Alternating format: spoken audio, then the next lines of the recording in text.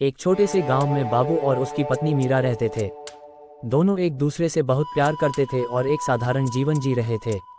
बाबू एक किसान था जो दिन रात मेहनत करता था और मीरा घर के कामकाज के साथ साथ खेतों में भी उसकी मदद करती थी। उनका जीवन सादगी से भरा हुआ था लेकिन खुशहाल था।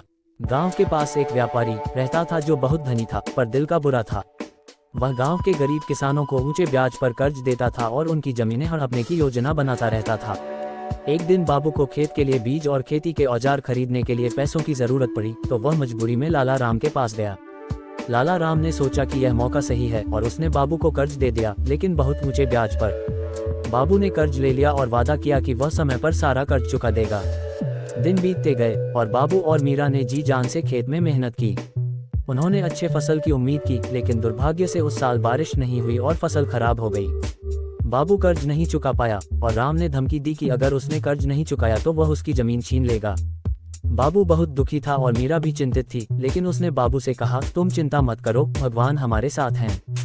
हमें मेहनत और विश्वास से काम लेना चाहिए। मीरा ने बाबू को एक योजना बताई।